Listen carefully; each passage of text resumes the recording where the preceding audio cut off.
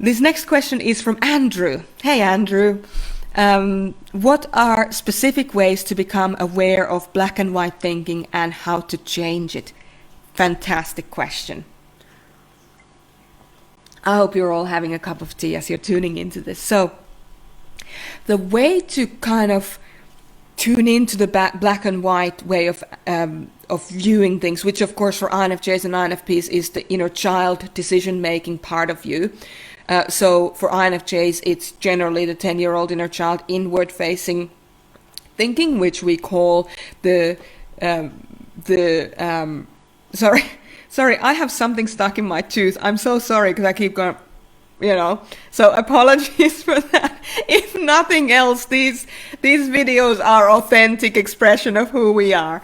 So I'm hoping that will come out of there soon. So for the INFJ, it's the inward-facing thinker whom we call the scientist, and for INFPs, it's the outward-facing thinker whom we call the executive.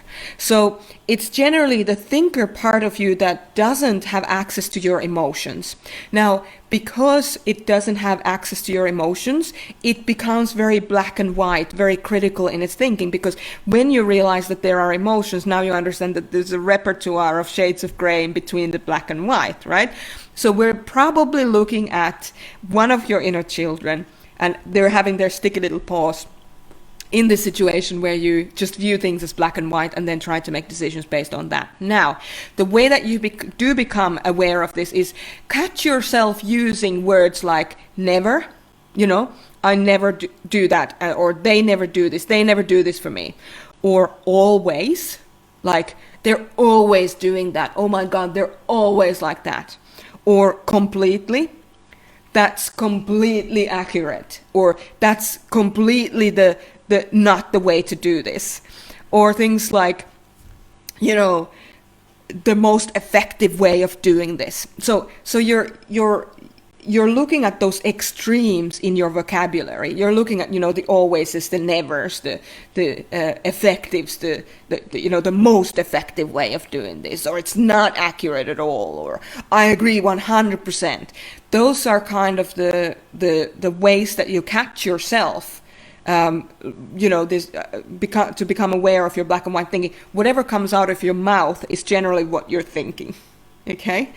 How to change it is to say, whenever you catch yourself doing it, just to say, hang on a second, let me actually just think about this for a moment. And so before I'm making that statement, I'm just going to think about this and what it actually is. Is this actually like this, or is it just the black and white part of me, the inner child part of me that's activated by this? And if that's the case, is this a grown-up matter? Should I be bringing my inner child into this conversation, in a predominant decision maker? So is this about my work? Is this about my life? Is this about my relationship? When you catch yourself saying, my husband always does this and it drives me crazy, that is probably not true, because they're not always just doing that thing that's driving you crazy. So you can say, okay, my inner child is now trying to meddle in my relationships. So those are the ways that you start to change it, is first by catching it. And you usually catch it after the fact. So you say, it's always like this. And then you go and you start to feel really, bad or disempowered, or, one of those things. And then you realize, hang on a second, why am I thinking that it's always like this? Because, there are so many variables to anything that we can actually change anything to not be always like that. But unless you feel that you have the power to change, unless you can start challenging how you see the world, how, with how black and white things are for you, how right you need to be, until you start challenging that, it's very difficult to move beyond it. But once you do start challenging that, what then tends to happen is that little inner child that's trying to make those decisions are starting to loosen their grip on making the decision. So you're no longer trying to control whatever it is that you're used to trying to control. So if you feel out of control in your relationships, if you don't feel respected, it's easier for you to regain control by saying, my partner is always doing this, to blame the other person. Once your 10-year-old or your 3-year-old, your thinking part of you, the black and white part of you, starts to let go of, blaming the husband or blaming the partner or blaming the wife, then what happens is that you start to see more positive things about your partner, and your relationship starts to, it used to be going down on this track, and now the track starts to change, and now it might be going to this direction, which is more positive, or this direction, which is more positive, or this direction that's even more positive.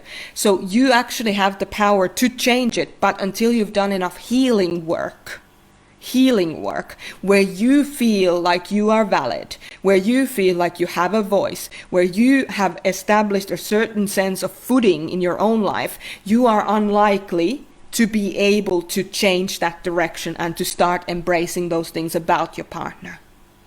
So that's what I would say to that. So you change it by recognizing that you're doing it, and then challenging yourself to go, hang on a second, I don't have to do this, because this is my inner child trying to take control of the situation. So instead of that, I'm going to engage the inner parent part, which is the same function as the inner for INFJs. If you find yourself being perfectionistic, you engage the inner parent part of you, which is the same function, just different in orientation. So they're both decision makers.